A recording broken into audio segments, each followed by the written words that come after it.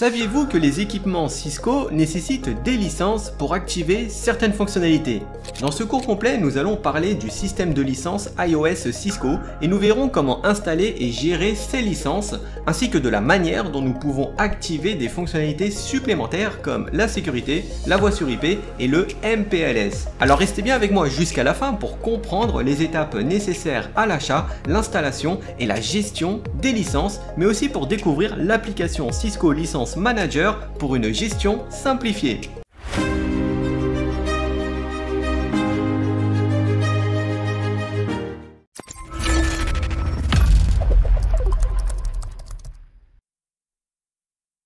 Dans ce cours, nous allons parler des licences Cisco de l'iOS. Aujourd'hui, quand on achète un appareil Cisco, il est livré avec une image iOS de base qui comprend en plus tous les jeux de fonctionnalités. Mais il faudra les déverrouiller avec une clé de licence. La base IP contient les commandes iOS par défaut. Le module Voice dispose des fonctionnalités de voix sur IP.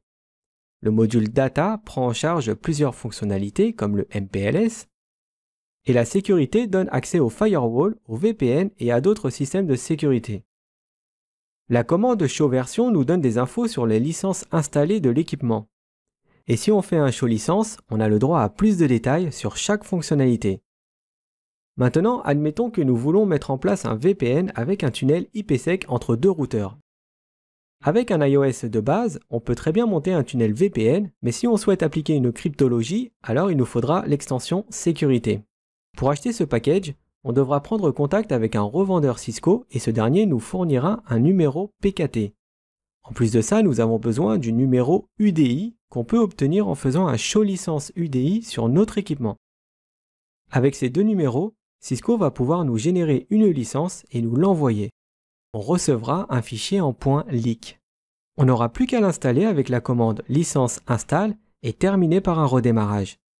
Quand le routeur aura redémarré, on pourra vérifier que le module a bien été installé en relançant la commande show licence. Pour les entreprises qui disposent de nombreux équipements Cisco, ils utilisent plutôt une application qui permet de gérer l'ensemble des licences de leur parc réseau. Cette application s'appelle CLM. Elle fonctionne aussi bien sur Windows que Linux et est entièrement gratuite. Lorsqu'on achète un nouveau routeur, il est préinstallé de base avec l'iOS ainsi que certaines fonctionnalités que l'on peut activer avec des licences. La commande Show licence permet d'afficher de nombreuses infos sur les licences qui sont activées ou non par le système. Par exemple, un Show licence feature nous montre que seul le package IP base est activé sur ce routeur.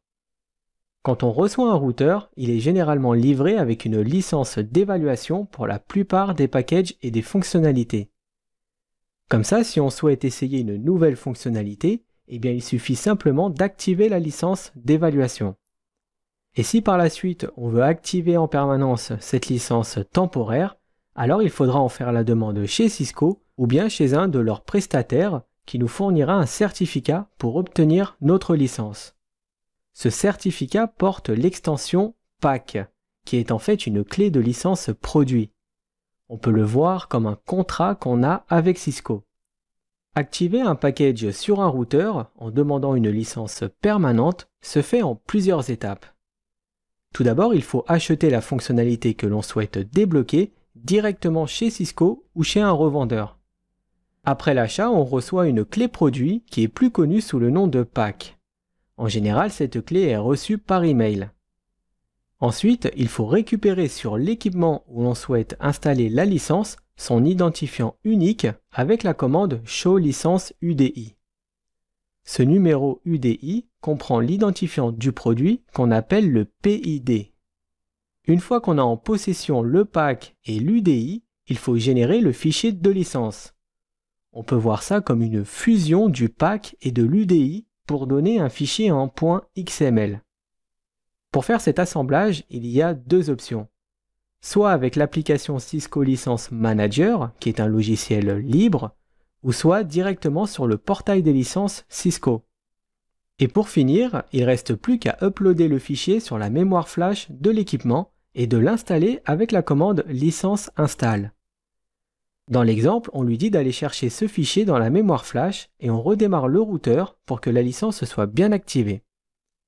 Si on refait un show licence feature, on pourra voir que notre licence UCK 9, qui correspond aux communications unifiées, est bien activée. Cette commande permet d'afficher les licences qui sont supportées par l'équipement.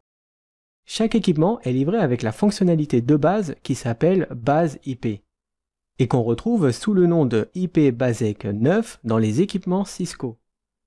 Les autres fonctionnalités doivent être activées par licence. Ce sont des fonctions premium. Il existe en tout 3 catégories de fonctionnalités. On a les données, la sécurité et les communications unifiées, c'est-à-dire la VoIP. Une licence permanente, c'est-à-dire une licence qu'on a achetée, n'a aucune limite de temps sur la période d'utilisation. Avant d'acheter une licence, il est possible de tester la fonctionnalité avec une licence d'évaluation. Par exemple, sur notre routeur, nous avons les fonctionnalités de base plus le package des communications unifiées que nous venons d'installer. Si on veut tester celui de la sécurité, il faudra utiliser la commande licence boot module suivie du modèle de l'appareil et du nom du package. Les licences d'évaluation sont temporaires et limitées à une période d'utilisation, en général de 60 jours. Pour sauvegarder l'ensemble des licences de l'iOS sur la mémoire flash, il faut utiliser la commande licence save. Dans l'exemple, la sauvegarde porte le nom de toutes-licences.leak. Et pour effacer une licence, il faut d'abord la désactiver, puis l'effacer. Chacune des 2 étapes demande un redémarrage. On va terminer ce cours par le logiciel de Cisco qui permet de gérer toutes ces licences à partir de leur site web. Avec cette application, il est possible d'organiser et de visualiser ces licences dans des groupes séparés. Ces groupes sont appelés des comptes virtuels. Ce sont des collections de licences et des instances de produits.